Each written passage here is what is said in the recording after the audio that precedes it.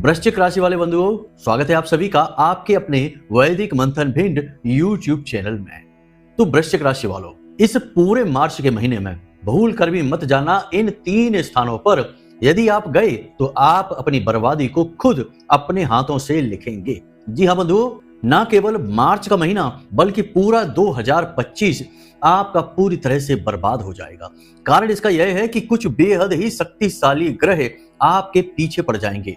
नकारात्मकता का एक ऐसा आवरण, एक ऐसा क्षेत्र आपके आसपास निर्मित कर दिया जाएगा कि फिर चाहे कितनी भी पूजा पाठ भक्ति कर लेना, अनुष्ठान कर लेना, कुछ भी कर लेना, आपके जीवन में भगवान की कृपा आ ही नहीं पाएगी।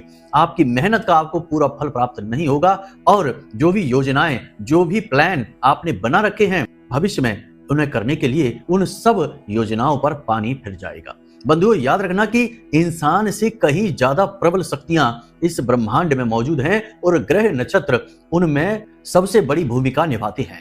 ग्रहों की शक्ति के आगे सभी निष्फल हो जाते हैं, निर्बल हो जाते हैं। तो बंधुओं, बेहतर यह होता है कि ग्रहों की बदलती चाल का सही ज्ञान हासिल किया जाए, अनुमान सही लगाया जाए और उन्हीं के अनुसार जीवन में जरूरी परिवर्तन करते चले जाएं और साथ ही साथ कोई ऐसी भूल, कोई ऐसी गलती ना कर दें ताकि उसकी हमें कीमत चुकानी पड़े। कोई शक्तिशाली ग्रह नकारात्मक प्रभाव हमारे जीवन में देने लगे। पुराने जमाने में भी बड़े बड़े जो व्यापारी होते थे, धनाढ्य लोग होते थे, राजे महाराजे होते थे, वे अपने साथ एक प्रकांड विद्वान ज्योतिषी को जरूर रखा करते थे, हमेशा ही रखा करते थे। जीवन का कोई भी महत्वपूर्ण फैसला बिना ज्योतिषी की सलाह से लिया ही नहीं जाता था। ज्योतिषी उन्हें बताते थे कि इस समय ग्रहों की क्या स्थितियां चल रही हैं, क्या इस समय काल पर करना सही रहेगा और क्या नहीं। उसी के अनुसार राजे महाराजे अपने जीवन के फैसले लिया करते थे। कई बड़े बड़े युद्ध जीत जाया करते थे और दुनिया भर का खजाना, दुनिया भर की धन दौलत उनके जीवन में आ जाया करती थी। इतना सारा सुख और वैभव एक राजा भोगता था केवल ग्रह नक्षत्रों के अनुसार जीवन में कदम उठाने से, जरूरी कार्य करने से और गलतियां करने से बचने से। तो अब यही आपको करना है बंधुओं। क्या करना है यह जानना तो बेहद जरूरी है ही, लेकिन इससे भी कहीं ज्यादा जरूरी जानना यह है कि क्या नहीं करना है, क्योंकि असली नुकसान, असली घाटा, असली परेशानी, दुख, दर्द, तकलीफ तो वहीं छिपे हैं जहां हम गलती करने वाले हैं। बंधु, याद रखना कि किसी भी चीज को बनाने में कितना समय लगता है आप भी जानते हैं। एक व्यापार खड़ा करने में कितना समय लगता है, मकान बनवाने में कितना समय लगता है और सब चीजों को तबाह होने में कितना समय लगता है। जरा सा भूकंप आया और मकान तहस नहस हो जाता है। जरा सा गलत फैसला एक लिया और व्यापार में भयंकर घाटा हुआ और व्यापार तहस नहस हो गया। जीवन भर की मेहनत पानी में चली जाती है। तो बस बंधुओं, मिटने में समय नहीं लगता, इसलिए एक बुद्धिमान इंसान यह अच्छी तरह से जानता है कि उसे क्या नहीं करना है। तो बस इसी प्रकार हम आज के इस कार्यक्रम में आपका मार्गदर्शन करने आए हैं महामाई की कृपा से। आपको हम बताएंगे कि आपको इस पूरे मार्च के महीने में इन 3 स्थानों पर नहीं जाना है, लेकिन इतना ही काफी नहीं है। ग्रहों की बदलती चाल के अनुसार कौन से कार्य आपको करने हैं, पूरे मार्च के महीने की लिस्ट देंगे, आपको एक एक करके बताएंगे किस समय कौन से ग्रह का प्रबल प्रभाव है आपके जीवन में और उस समय क्या करना है, क्या नहीं करना है। छोटे उपाय से लेके जीवन शैली तक, आदतों तक सब कुछ आपको बताएंगे। इतना बेहतरीन और विस्तृत ज्ञान आपको पूरे YouTube पर कहीं नहीं मिलेगा, हम आपको गारंटी के साथ कहते हैं। तो बस बंधुओं, तैयार हो जाइए, अंत तक कार्यक्रम को देखिए और श्रेष्ठ ज्ञान का खजाना आज अपने नाम पर लिख लीजिए।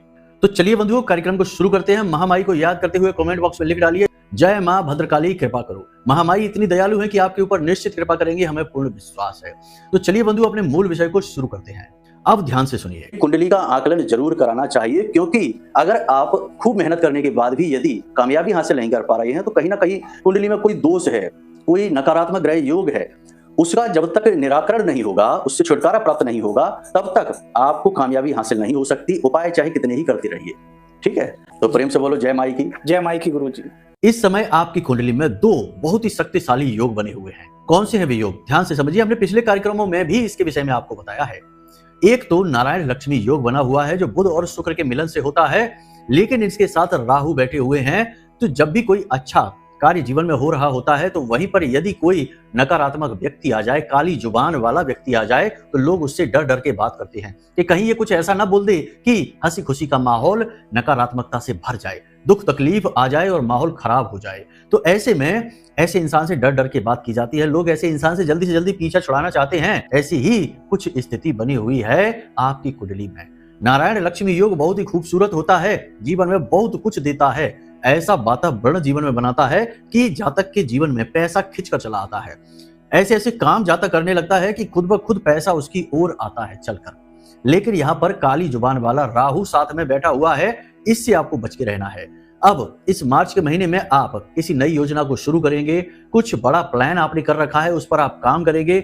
यदि शुरू नहीं किया तो कम से कम आप प्लान तो मजबूती से बनाएंगे ही। आपने निकट भविष्य में बिजनेस के बारे में, नौकरी के बारे में कुछ बड़ा सोच रखा है, कुछ बदलना चाहते हैं, आप अपने जीवन में नया कदम उठाना चाहते हैं। इस मार्च के महीने में श्रेष्ठ समय है। इसी के साथ साथ अपने कार्यस्थल पर भी आप कुछ विशेष बदलाव करना चाहते हैं। जीवन के बारे में कुछ बड़ा फैसला, कुछ विशेष आपने सोच रखा है, इस मार्च के महीने में आप वह करेंगे भी। पैसे की आपको जरूरत रहेगी तो आपको इस मार्च के महीने में पैसा मिलेगा। कोई भी कार्य करने के लिए, व्यापार बिजनेस हो या कोई भी काम करने के लिए बिजनेस से जुड़ा हुआ, आपको पैसे की जरूरत तो रहेगी ही। तो पैसा इस महीने में आपको मिलेगा, लोन मिल सकता है, किसी से सहायता मिल सकती है, धन का आगमन होगा। दूसरा, यहाँ पर हम आपको बता दें कि आपके सहयोगी भी आपके साथ होंगे। मतलब कि आप काम करना जब शुरू करेंगे तो लोग आपसे जुड़ना शुरू हो जाएंगे, आपके काम को सफल बनाने के लिए आपकी भरपूर सहायता करेंगे। जब वातावरण सकारात्मक होता है तो अपने आप नकारात्मक लोग भी मदद करने आ जाते हैं आगे बढ़कर। आश्चर्य करने वाली बात हो गई है कि कोई व्यक्ति जो शत्रु है वह किस प्रकार मदद कर सकता है, लेकिन ऐसा होता है। वातावरण यदि सकारात्मक है तो नकारात्मक से नकारात्मक स्थिति में भी सकारात्मक चीजें आपके जीवन में आ जाती हैं, नकारात्मकता हट जाती है। कहने का कुल मतलब यह है कि इस मार्च के महीने में आप कुछ बड़ा शुरू करेंगे, व्यापार करेंगे, काम करेंगे, पैसे की जरूरत होगी वह पूरी हो जाएगी, मदद आपको मिलेगी, जिससे आपको उम्मीद नहीं थी वहां से भी मदद मिलेगी, निर्बाध रूप से आपका कार्य होगा। आप एक नई उड़ान, एक नई आर्थिक मजबूती इस मार्च के महीने में प्राप्त कर जाएंगे। लेकिन समस्या एक ही है कि आप गलत फैसले भी ले सकते हैं, गलती भी कर सकते हैं, क्योंकि राहु देव ने बैठकर सारा गुड़ गोबर करने का विचार बना रखा है। तो अब आपको यहां पर सतर्क रहने की आवश्यकता है। दूसरा कि राहु से ठीक पहले शनि देव बैठे हुए हैं सूर्य देवता के साथ युति बनाकर। अब जब तक यह युति बनी है तब तक तो शनि देव शांत हैं, क्योंकि सूर्य देव के साथ होने की वजह से सौम्य हो जाएंगे। लेकिन जैसे ही यह युति टूटेगी सूर्य देवता की शनि देव के साथ में, शनि देव भी प्रबल हो जाएंगे और राहु की शक्ति कई गुना बढ़ जाएगी। यानी कि 14 मार्च तक आपको राहु से ज्यादा खतरा नहीं है, लेकिन 14 मार्च के बाद राहु से आपको बहुत अधिक खतरा है। 3 तरह से खतरा आपके पास आएगा। एक तो आपको पैसे की चोट, पैसे की हानि होगी, ये बात निश्चित है, लिख कर ले लीजिए। कोई लॉस हो जाएगा, कहीं कोई सामान आपका गुम हो जाएगा, कीमती चीज खो जाएगी आपकी, या आपका ही पैसा कहीं फंस जाएगा, अटक जाएगा। 14 तारीख के बाद की बात कर रहे हैं हम, उससे पहले की नहीं। दूसरा, आपके मान सम्मान पर भी हानि आएगी। राहु सूर्य देवता को भी ग्रहण लगा देते हैं और सूर्य देवता राहु के साथ बैठ जाएंगे 14 तारीख के बाद, यानी 14 तारीख को ही बैठेंगे, उसके बाद पूरे महीने बैठे रहेंगे। तो यहाँ पर आपके मान सम्मान पर नौकरी करने वालों को बहुत कठिनाई आएगी। दूसरा यह कि आपको अपनी बात साबित करने में बहुत संघर्ष करना पड़ेगा। लोग आपकी बात समझेंगे नहीं, आपकी अच्छी भली बात का भी नकारात्मक मतलब निकालेंगे और आपको लांछन लग सकता है, आपके ऊपर कोई आरोप लग सकता है। कोई व्यक्ति ऐसा आ सकता है जो आपके ऊपर ऐसा आरोप लगाएगा, चाहे वह झूठा हो या सच्चा हो, लेकिन आपकी छवि वहां पर खराब हो जाएगी। तो इसके लिए सावधान रहने की आवश्यकता रहेगी आपको। मतलब कि 14 मार्च के बाद सावधानी अत्यंत आवश्यक है। तभी के लिए आपको ये सावधानी भी करनी है, यानी 3 स्थानों से आपको दूरी बनाकर रखनी है। लेकिन इन 3 स्थानों पर दूरी बनाने की बात आपको हम बताएं, उससे पहले हम आपको कुछ ऐसी ट्रिक दे देते हैं, कुछ ऐसी तरकीबें दे देते हैं, जिससे राहु का नकारात्मक परिणाम आपके ऊपर लगभग ना के बराबर ही रहेगा, आएगा ही नहीं। यही तो खूबसूरती है ज्योतिष की, कि जहां एक तरफ पीड़ाओं की बात की जाती है, तकलीफों की बात की जाती है, वहीं दूसरी ओर उपायों के माध्यम से उन पीड़ाओं को दूर करने की भी बात की जाती है। तो अब ध्यान से सुनिए, 3 तरह के कार्य आपको कर लेने हैं, आपके जीवन में राहु की तकलीफ समाप्त हो जाएगी। पहला कार्य यह है कि आज के समय में हर व्यक्ति मोबाइल चलाता है, आप भी चलाते हैं। अपने मोबाइल में इस पूरे मार्च के महीने में सरस्वती माता का वॉलपेपर लगा लीजिए। जब भी आप अपने मोबाइल को देखेंगे, आपको मां सरस्वती के दर्शन होने चाहिए। सरस्वती मां राहु की आराध्य देवी हैं। तो जैसे ही आप सरस्वती मां के दर्शन करेंगे, राहु सौम्य हो जाएगा, क्योंकि कोई अपने आराध्य का अपमान नहीं कर सकता है। जो आराध्य की पूजा करेगा, आराध्य के दर्शन करके उन्हें नमन करेगा, उसका सम्मान राहु को करना ही पड़ेगा। इसी वजह से शनिदेव की पीड़ाएं जब बहुत बढ़ जाती हैं तो भोले बाबा को जल समर्पित किया जाता है। वैसे तो हनुमान जी के उपाय लोग बताते हैं, लेकिन हम शनिदेव के उपाय के तौर पर भोले बाबा का उपाय बताते हैं कि भोले बाबा की सेवा करिए, क्योंकि भोले बाबा शनिदेव के गुरु हैं, आराध्य हैं। तो जब आप भोले बाबा की शरण में जाएंगे तो शनिदेव आपका बाल भी बांका नहीं कर पाएंगे। हनुमान जी के साथ तो शनिदेव का केवल सम्मान है कि शनिदेव की मदद की थी हनुमान जी ने, इसलिए सम्मानवश हनुमान जी के भक्त को शनिदेव परेशान नहीं करते हैं। वहां शनिदेव का कोई दायित्व नहीं है, लेकिन भोले बाबा के साथ शनिदेव का दायित्व है, क्योंकि शनिदेव भोले बाबा के शिष्य हैं।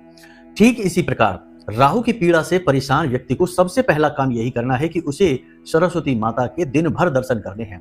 दिन भर दर्शन कैसे कोई कर सकता है? मोबाइल में कर सकता है। पुराने जमाने में पर्स होते थे लोगों के पास, तो पर्स में तस्वीर लगवाई जाती थी। आज के जमाने में मोबाइल है, तो मोबाइल में तस्वीर लगा लीजिए माता सरस्वती की। पहला काम तो ये कर लीजिए। दूसरा काम आप ये करिए कि अपने घर के टॉयलेट पूरी तरह से साफ रखिए। नाम मात्र को गंदगी नहीं होनी चाहिए। जैसे ही गंदगी होगी राहु नकारात्मक तुरंत हो जाएगा। तीसरा काम आप ये करिए कि अपनी वाणी को बिल्कुल ही शांत और बहुत ही सुलभ और सौम्य रखिए। मतलब कि अपनी वाणी से गलत शब्दों का भूलकर भी प्रयोग न करें, गाली गलौज तो भूलकर ही ना करें। साथ ही साथ कोई ऐसे शब्द न बोलें जो नकारात्मक शब्द होते हैं, जैसे कि आज का दिन ही खराब है, हमारी जिंदगी ही खराब है, हमने बहुत तकलीफें झेली हैं, हमारे पास पैसा नहीं है, हमारे पास ये नहीं वो नहीं। इस तरीके की बातें आपको नहीं बोलनी है। जैसे ही आप ये बात बोलते हैं आपका राहु नेगेटिव हो जाता है और एक्टिव हो जाता है। इसीलिए पुराने जमाने से लोग ये बात कहते चले आ रहे हैं कि कोई गलत बात अपने मुंह से मत निकालो, पता नहीं जुबान पर कब सरस्वती बैठ जाए। ये बात बिल्कुल सत्य है। आपने भी ये बात नोटिस की होगी कि आप दिन में बहुत सारी बातें बोलती हैं और कभी कभी ऐसा होता है कि कोई एक आपकी कही हुई बात ज्यों की त्यों सत्य हो जाती है, सही साबित हो जाती है। तो आपको भी आश्चर्य होता है कि अरे ये तो हमने अभी थोड़ी देर पहले कहा था, ये कैसे हो गया? ये यही है, राहु आपका एक्टिव हो जाएगा तो आपके जीवन में जो आपने नकारात्मक कहा था उससे कई गुना बढ़कर नकारात्मक आपके साथ हो भी जाएगा। लेकिन यदि आप अच्छी बातें कहते हैं तो राहु पॉजिटिवली एक्टिव होता है और वह आपके द्वारा कही गई बात को सही साबित कर देता है। इसलिए अपने बारे में हमेशा अच्छी बातें कहिए, हमेशा शुभ बातें कहिए, नकारात्मक नहीं कहना है। एक छोटा सा किस्सा है कि जर्मनी का जो एक तानाशाह राजा था जिसे हिटलर कहते हैं, उसके बारे में ये कहा जाता है कि वह बचपन से ही, जब वह बहुत छोटा था तब से ही वह हमेशा अपने आप से यही कहता रहता था कि एक दिन मैं इस देश का राजा बनूंगा, एक दिन मैं इस देश का राजा बनूंगा। हमेशा वह यह पॉजिटिव बात अपने साथ कहता रहता था। हालांकि वह तो बहुत गरीब था, राजा बनने की संभावना ही नहीं थी, लेकिन उसने यह बात इतनी बार कही कि उसका पॉजिटिव राहु एक्टिव हो गया और उसे उस देश का राजा बना दिया, यानी जर्मनी का वह राजा ही बन गया। सिकंदर महान के विषय में भी यही बात कही जाती है और चंद्रगुप्त मौर्य के विषय में भी यही बात कही जाती है कि इन्होंने भी इसी तरह राजा बनने का सफर किया और विश्व विजेता बनने का सफर किया। कहने सुनने की 50 बातें होती हैं बंधुओं, लेकिन मूल बात यहाँ पर यह निकल कर आती है कि अपने विषय में नकारात्मक भूल कर भी नहीं कहना है, पॉजिटिव बात ही कहनी है। सरस्वती माता की तस्वीर के दर्शन आपको करने हैं, अच्छी बातें बोलनी है। भले ही दिन कितना ही खराब क्यों ना हो, तब भी उसमें कहीं ना कहीं एक अच्छाई ढूंढ लीजिए, कुछ तो अच्छा होगा ही। और उसी अच्छाई को 10 बार कहिए कि चलो अच्छा हुआ कि हमारे साथ ये बात हो गई, अरे बुरा बहुत हुआ लेकिन कम से कम यहाँ पर एक चीज तो अच्छी हो गई। बस इतना सा आप करिए और आप देखिए जादू हो जाएगा आपके जीवन में, राहु आपके लिए पॉजिटिव हो जाएगा हद से ज्यादा। अब एक छोटा सा उपाय आपको और बता देते हैं। आपके घर का जो नैऋत्य कोण है वह राहु का स्थान माना जाता है। तो आपको क्या करना है कि एक प्लास्टिक का कटोरा लेना है। प्लास्टिक जो होती है वह राहु का प्रतीक होती है।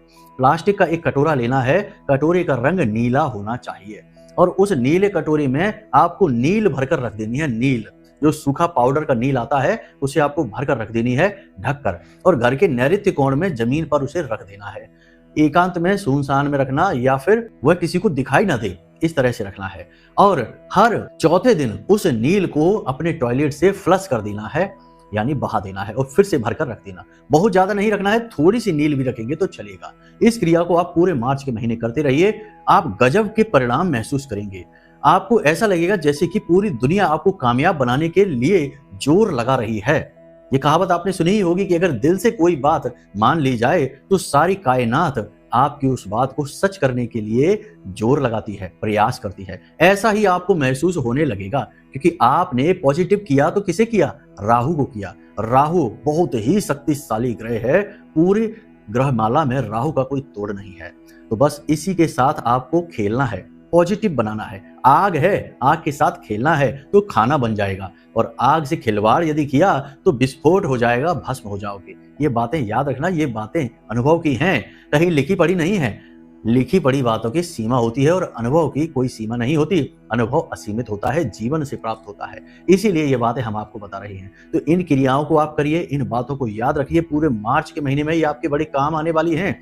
एक छोटी सी बात और हम आपको बता दें कि पूरे मार्च के महीने में, खास तौर से 14 तारीख के बाद, आपके मान सम्मान पर आंच आए, आपको लगे कि कोई इंसान आपकी जानबूझकर बेइज्जती कर रहा है, ऐसी बातें कह रहा है जिससे आपका अपमान हो रहा है, या ऐसी स्थिति बन रही है जहां आपका अपमान होने लगा है, तो वहां पर आपको बहुत गंभीरता से काम लेना है, बहुत ही शांत हो जाना है। बोलना कुछ भी नहीं है। अगर सहन नहीं होता तो उस स्थान को बदल देना है, वहां से उठकर चले जाना है। लेकिन आपको प्रतिरोध नहीं करना है। जैसे ही आप प्रतिरोध करेंगे, अपनी सफाई देने की कोशिश करेंगे, कुछ भी कहने की कोशिश करेंगे, बात बिल्कुल गलत हो जाएगी, राहु निगेटिव हो जाएगा। असल में यह राहु की एक चाल है। राहु एक मायावी ग्रह है। वह आपके आसपास इस प्रकार की माया रचेगा कि आप अपना नियंत्रण खो दें, और जैसे ही आप नियंत्रण खो देंगे, आपका काम तमाम हो जाएगा। राहु आपको बर्बाद कर देगा। कैसे बर्बाद करेगा? आपका मन खराब कर देगा, और मन से ही आप जीत सकते हैं। तुलसी बाबा ने श्री रामचरितमानस में क्या कह दिया? मन के हारे हार है, मन के जीते जीत, और मन ही मिलावत राम से, और मन ही करत अजीत। तो आपका मन खराब हो जाएगा जब आप किसी से नाजायज बहस में पड़ जाएंगे। तो ये नहीं करना है, नियंत्रण में रहना है। इन बातों को अपने दिमाग में बिठा लीजिए, गांठ बांध कर रख लीजिए। अब बताते हैं 3 स्थानों के विषय में। तो एक ऐसा स्थान जहां लोग जुआ खेल रहे हैं, सट्टेबाजी की बातें कर रही हैं, चाहे वो गेमिंग ऐप हो, चाहे कुछ भी हो, कोई भी ऐसी स्थिति जहां पैसे लगाकर तुरंत से पैसे कमाने की बात की जा रही हो, वहां पर आपको भूल कर भी नहीं रहना है। वहां की एनर्जी निगेटिव राहु की एनर्जी है। वहां पर आप रहेंगे, आपका दिमाग खराब हो जाएगा। अब ये नहीं होगा कि आप भी जुआ खेलने लग जाएंगे, लेकिन निगेटिव राहु आपको कहीं और ही प्रभावित करेगा। गलत जगह पर आपका पैसा लगवा देगा, गलत इंसान से आपको भिड़वा देगा, गलत एक्टिविटी में आपको व्यस्त कर देगा। आप अपना काम भूलकर कहीं और ही व्यस्त हो जाएंगे। तो ये चीज आपको नहीं करनी है। दूसरा कि भीड़ भाड़ भरे इलाके में आपको नहीं जाना है। भीड़ भाड़ भरे इलाकों में राहु अति का सक्रिय होता है, इसीलिए भीड़ भाड़ भरे इलाकों में अक्सर हादसे हो जाया करते हैं। महाकुंभ की घटना तो आपको याद ही होगी। कितना पवित्र स्थल, कितना पवित्र स्थान और पवित्र कार्य, फिर भी वहां पर नेगेटिव राहु ने कैसा हड़कंप मचा कर रख दिया। कई बार तो आग लग गई और कई बार तमाम हादसे देखने को मिले, लेकिन सबसे बड़ा हादसा जो आपको पता ही है कि भगदड़ मच गई। तो ऐसा क्यों होता है? पवित्र से पवित्र स्थान पर भी जहां भीड़ बहुत हो जाती है, वहां राहु अपना काम कर ही देता है। तो आपको भीड़ भाड़ भरे इलाकों में नहीं जाना है। अब ये नहीं होगा कि आपके साथ हादसा हो जाएगा, आप कुचल जाएंगे, आपको चोट लग जाएगी, ये नहीं होगा। लेकिन राहु की नकारात्मक ऊर्जा आपके साथ चल देगी, और फिर आपका वह कहां नुकसान करेगी, आपकी किस कमजोरी पर हमला करेगी, यह तो वह राहु ही अच्छी तरह से जानता है।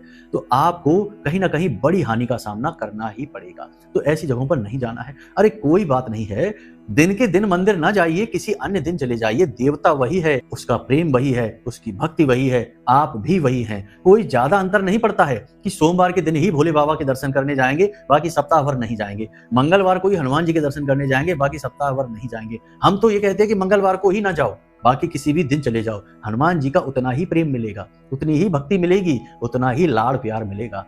हनुमान जी थोड़े ही बदल जाते हैं, ये तो लोगों ने दिन बना रखे हैं। और अक्सर यह देखा जाता है, अब कड़वी बात बताते हैं, कि दिन के दिन पर तो ढोंगी बहुत देखे जाते हैं, ड्रामेबाज बहुत देखे जाते हैं, जो मंदिर में जाकर भीड़ लगाते हैं। उनका भक्ति से कोई लेना देना नहीं है, बस फोटोएं खिंचवा रहे हैं, उल्टी सीधी हरकतें, कर्म को कर्म कर रहे हैं। इसी वजह से दिन के दिनों पर पवित्र से पवित्र स्थानों पर भी हादसे हो जाते हैं, इन कुकर्मियों की वजह से। तो ऐसे कुकर्मियों से दूर रहना है। आप दिन के दिन किसी धार्मिक स्थल पर ना जाइए, किसी और दिन चले जाइए, कोई बुराई नहीं है। उतनी ही भक्ति रहेगी, उतना ही भाव रहेगा, और किसी अन्य प्रकार की भीड़ भाड़ भरे इलाकों में तो जाना ही नहीं है। इसे आप याद रखना। अब तीसरा स्थान बंधुओं, इसके बारे में भी समझ लीजिए। किसी गंदे जगह पर, गंदे स्थान पर। अब गंदा स्थान कैसा? सड़क के किनारे कहीं कचड़े का बहुत ढेर लगा है, वहां आपको जरा भी नहीं ठहरना है। किसी ऐसी जगह जहां बहुत गंदगी होती है। अब देखो, परिस्थितियां सबकी अलग अलग हैं, कहां किसका कैसे क्या सामना होगा ये एक अलग बात है, लेकिन हमने आपको बता दिया कि किसी गंदे बदबूदार स्थान पर आपको नहीं जाना है। वहां पर भी नकारात्मक राहु सक्रिय होता है। असल में ऐसे गंदे बदबूदार स्थानों को राहु का स्थान माना गया है। तो ऐसे स्थानों पर जाने से फिर से नकारात्मक राहु आपके साथ हो लेगा। वैसे तो और भी बहुत सारी चीजें हैं, जैसे जहां मांस का, शराब का विक्रय होता है, सेवन होता है, ऐसी जगहों पर नहीं जाना है।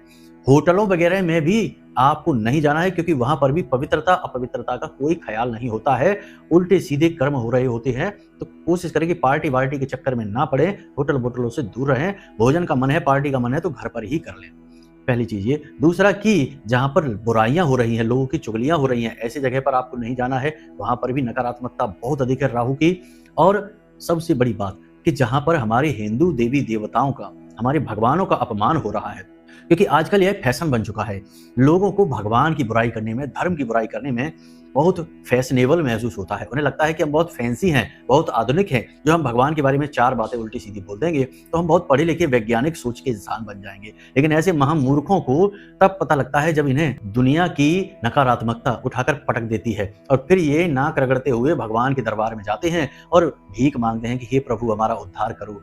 ज्योतिषियों को जाकर अपनी कुंडलियां दिखवाते हैं। तो ऐसे लोगों के संगत से, इनकी छाया से दूर रहना है आपको। आप शुद्ध धार्मिक प्रवृत्ति के इंसान हैं, आप बस इसी प्रवृत्ति को लेकर चलिए। जी हाँ बंधुओं, तो बस इन बातों को ध्यान रखिए।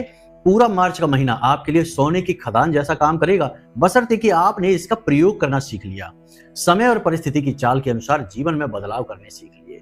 तो हमने सारी बातें आपको विस्तार से बताई हैं। अब बहुत सारी बातें और भी हैं बताने के लिए, लेकिन सब कुछ बताने चलेंगे तो कार्यक्रम 4 घंटे लंबा हो जाएगा। इतना धैर्य आज के लोगों में नहीं है। इतना सा ही कार्यक्रम देखने में लोगों को पसीने छूट जाते हैं। तो ये लंबी चौड़ी ज्ञान की बातें भला कौन सह पाएगा। असहनीय दर्द होगा लोगों की छाती में जब इतनी लंबी बातें हम करेंगे, 4-4 घंटे की ज्ञान की बातें। बड़ा वीर बहादुर योद्धा चाहिए इन बातों को सहने के लिए। आजकल के हल्के और उथले मन वाले लोग नहीं सह सकते इन सब बातों को। वे तो बस 2 मिनट की रील देखकर ही खुश हो जाते हैं। खैर बंधुओं, आज के इस कार्यक्रम को यहीं विराम देते हैं। यदि मन में कोई प्रश्न उठे या कुंडली विश्लेषण कराना हो तो नंबर हमने वीडियो में दे दिया है। इन्हीं नंबरों पर फोन करिए। यही धाम के नंबर है, हमारे नंबर है।